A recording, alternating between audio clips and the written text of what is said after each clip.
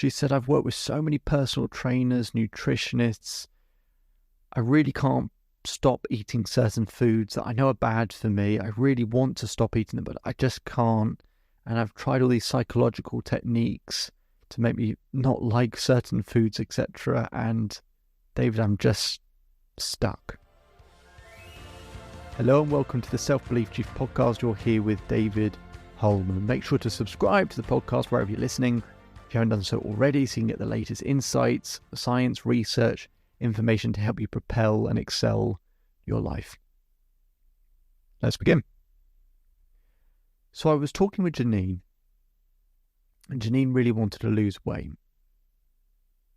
Okay, she wanted to lose about 5 stone.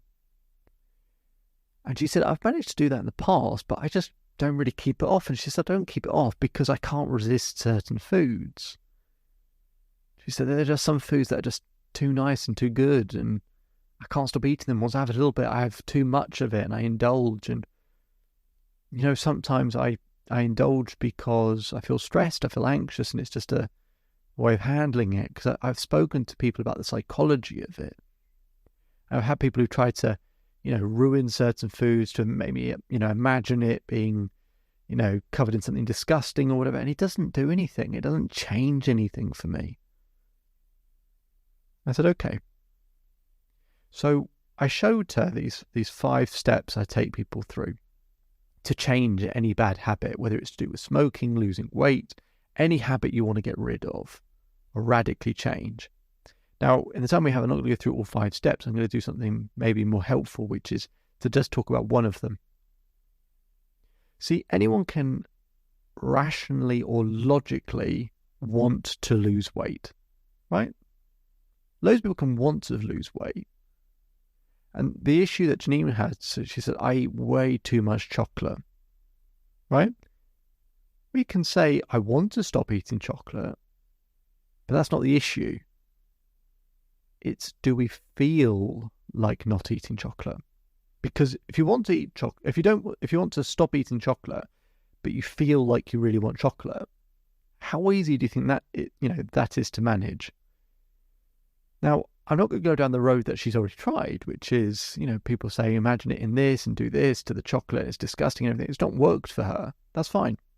I'm not just going to, do the same things that other people have done. I do the complete opposite. So I put her in a subconscious state. And I said, okay. And, she's a very deep state. And I said, imagine your favorite chocolate. She tells me it's dairy milk. I said, okay. She said, I want you to imagine you've got a big bar of dairy milk chocolate right in front of you. And I said, I want you to have the first bite. And I just want you to chew that chocolate. And I want you to taste how creamy it is and how it melts in your mouth. She's got a big smile on her face. She's probably thinking, why on earth is David doing this? So she's imagining eating this chocolate. I said, have another square of it. And another square. And said, okay, so finish off that particular row. And then I get her to finish another row and finish another row. And she's enjoying it. And I say, keep tasting how creamy and chocolatey it is. And she has more. We imagine finishing that first chocolate bar. It's one of those sort of 4x8, dairy milk chocolate bars. I said, okay. Now I want you to imagine another chocolate bar coming towards you. And as it comes towards you, it gets bigger and bigger, bigger, and then eventually it's in your hands. I said, I want you to open the chocolate bar. And I want you to have that first bite. Taste how chocolatey and creamy it is. And then have another square. And then have another square. And then have another square. And I said, now, I want you to imagine those 5 squares in your mouth and trying to chew and creamy and melty. Try and taste all of that. Try and really enjoy it.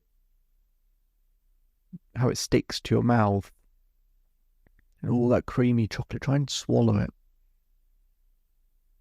And as you can imagine, the smile starts to turn into a bit of a frown. She's got her eyes closed. She's imagining this. She's almost struggling to swallow the chocolate. I said, okay, now have some more chocolate. Have another square, have another square. I get her to imagine 10 squares in her mouth. I said, okay, now just chew all that up, all that sticky chocolate going around your mouth. And try and swallow that chocolate down as well. And you can see her sort of wincing ever so slightly. And I get her to eat another row, and another row, and another row, and she finishes that chocolate bar. She's not really smiling anymore. I said, now I want you to imagine another chocolate bar coming towards you. And I want you to have that first bite, and have another square, and another square, and another square. We get halfway through this chocolate bar, and she's starting to coil over. Now, bear in mind, she's not actually eating chocolate. This is all just in her mind. Because she's in a deep subconscious state, she's really feeling like she's tasting the chocolate. She's starting to coil over, her head's starting to go down in that way that you do when you feel like, oh, am I going to be a bit sick here? Now she's starting to hold her stomach. And I said, well, have some more chocolate. And have some more. And imagine those 10 bits of chocolate swirling around in your mouth, that creamy texture, sticking to your mouth, and try and swallow that down.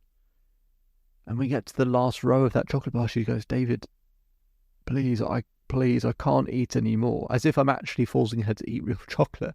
Please, I can't eat anymore. I feel like I'm going to be sick. I said, good. I want you to finish that last row of chocolate. So she feels sick. She tries to eat a bit of chocolate and another bit. I said, those 10 bits of chocolate, swirl it around your mouth, that sticky chocolate, and now try and swallow it down. And she gags. She says, David, I can't do any more. I said, no. You love chocolate. Imagine another chocolate bar coming towards you. And she goes to have that first bite of chocolate. She goes, oh, David, please, stop, please. I said, no, come on, have some more chocolate. So she imagines having some more chocolate. She starts gagging again. And she has some more chocolate. And I said, swallow it again. Imagine that swirly, sticky chocolate going around your mouth. You love it. Now try and swallow it down. She says, David, please, I can't. I make her have some more. And then she's gagging and she's having that sort of reflex over and over again. She can't eat it. And she's begging, please. I said, okay. I said, open your eyes. She opens her eyes. She's coiled over. Her head's down. She's sort of peering up at me. I said, do you feel like having some chocolate right now? She goes, no. I don't. Place some chocolate in front of her. I said, eat it. She says, I can't. I can't eat that chocolate. I can't do it. Please don't make me eat the chocolate. As if I really had that type of power or control. And it works because it's like when you drink too much alcohol. You go, I'm I can't drink. I'm never going to drink alcohol again. Now, of course, that feeling can come back after a couple of months, can't it? So we can reinforce the exercise back into that pace. We keep conditioning it and conditioning it so that whenever she thinks and feels that chocolate, all she's imagining is that swirly, sticky chocolate and try to swallow that down her throat and that gag reflex that's been conditioned to come with it. The weeks and months after that, she says, I don't really eat chocolate at all. I have chocolate in the house because of my granddaughter. And I used to have some of that, and I can even have chocolate in the house, and I don't eat it. So there are 5 steps to changing a bad habit, but one of those key steps is you have to create enough leverage, basically. You have to create enough leverage, but you have to have an emotional response. It can't just be a logical, rational thing to quit, right? That's important to want to, but your body has to have the response that it doesn't want it. Now, that can be making something really disgusting, but it can also be that feeling of overconsumption. I find that's a really effective way of getting people in a deep state and imagine that overconsumption over and over again. That can help change any bad habit. If you want to find out more, go to the Self-Belief Chief website for more free resources and information. My name is David Holman. If you change today will change your life. So enjoy the rest of your day. Enjoy the rest of your life, and I'll speak to you again soon. Just one more thing before you go. So I hope you're enjoying the daily episodes. We put in a lot of work to keep providing content because to create permanent change needs consistency.